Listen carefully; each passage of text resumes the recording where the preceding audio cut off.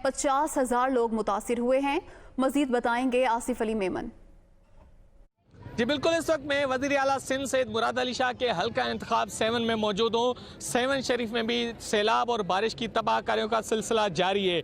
ज़िले इंतज़ामिया के मुताबिक 7 तहसील के तकरीबन 300 से ज़ायद देहात बारिश और सैलाब से मुतासर हुए हैं, जिनके तकरीबन 50,000 से ज़ायद अफराद जो है वो मुतासर हुए हैं। इस वक्त मैं बानसाबाद के टेंट सिटी में मौजूद हूँ, जहाँ पर सैलाब मुतासरीन को टेंट लगाकर रहायश फराहम की गई है, मगर यहाँ के सैलाब मुतासर जो हैं वो सरापा एहतजाज है कि हमें 2 वक्त का खाना भी नहीं दिया जा रहा। जबकि बात की जाए तबाहकारियों की तो तकरीबन union council Bhubak, union council Jafarabad, union council वाउड समेत तहसील 7 की 7 यूनियन काउंसिल मुतासर हुई हैं, जहाँ पर इस वक्त भी सैलाबी पानी मौजूद है। इलाका मकीन बेयार और मददगार हैं। यहाँ के इलाका मकीनों ने वज़ीर आला सिंध सैयद मुराद अली शाह से मुतालबा किया है कि अपने हल्का इंतखाब पर फौरी तौर पर तवज्जो देकर सैलाब से मुतासरा इलाकों में मुतासरा अफराद की मदद की जाए। जी, ठुल के करीब गांव प्यारो कोसू में 5 से 6 फुट पानी जमा होने के बायस दर्जनों मकान तबाह हो गए।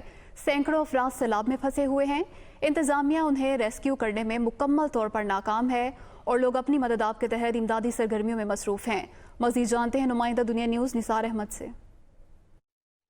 जी बिल्कुल, ठुल की बात की जाए तो ठुल में गुज़रता 9 दिनों से बारिश का सिलसिला जारी है। इस वक्त हम गांव प्यारो खोसो के मकाम पर खड़े हैं। यहाँ पे 5 से 6 फुट तक पानी है।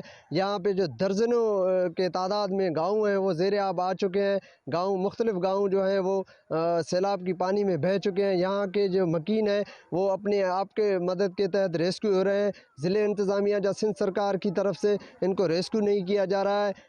यहाँ के गाँव वालों का मुतालबा है कि फौरी तौर पे सिंध हुकूमत या ज़िले इंतज़ामिया नोटिस लेकर हमको रेस्क्यू किया जाए।